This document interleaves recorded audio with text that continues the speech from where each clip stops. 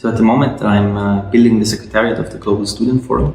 It's the first democratic and independent student platform for student representation on the international level since basically the 80s, when the former International Union of Students was crushed between the power politics of the time, between the KGB and the CIA-funded part of it. And we are building a global voice of students to represent the interests of the constituency towards the international community, with specific focus on the United Nations, on UNESCO, the ILO, the ECOSOC Council, and the High Level Political Forum, to give a voice to students in these forums. So my journey in students' participation started quite some time ago. When I entered university, I was active in my local students' council, and then moved up the ranks to the National Student Union in Austria, moving on to the European Student Union, where I served as a member of the presidency for 2.5 years. And in my role there, I was building the global outreach of the European Student Union that led to the establishment of the Global Student Forum. I do believe that students are an equal part of the academic community, and they should have equal rights to be part of the decisions that are taken within higher education institutions. And alongside that, I do believe that university is a very political space, and that students should use their right to be political and be part of the decisions that are taken.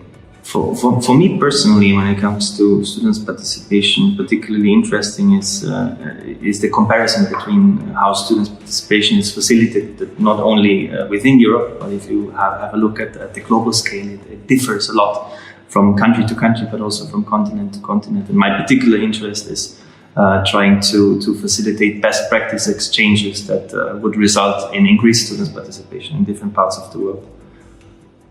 I do think that students who involve themselves in educational policy making, in governance of higher education institutions, can gain a lot of advantages by not only learning how to play the game of decision making within governance structures, but also by really just lobbying for their interests and implementing activities in the interest of their peers. I do think this is the core benefit.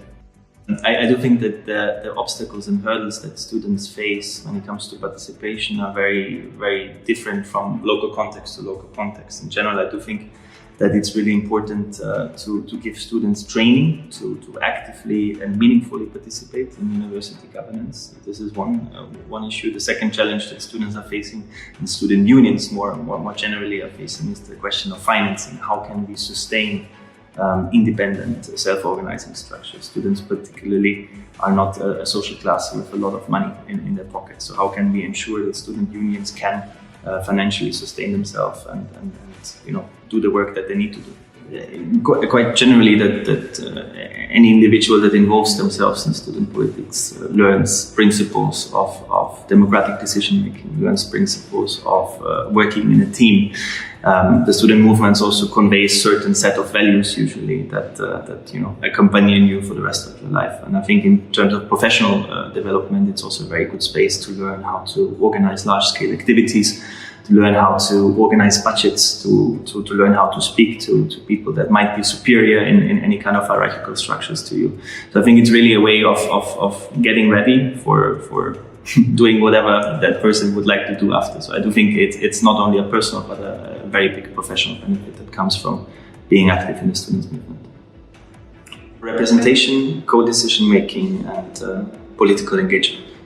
I do think that everyone should be able to get involved, but in reality we do see that the leadership of student unions, not only on the local, but even more so on the national and the regional level, usually comes from very privileged parts of society. So I do think that something we need to address is that student participation, student governance work is usually not financially compensated. So we are not very inclusive in our own structures, and this leads to a lack of diversity within the realm of student representatives. I do think it's really hard lately to motivate people to participate. I do think that the mindset that students go into higher education institutions with changed.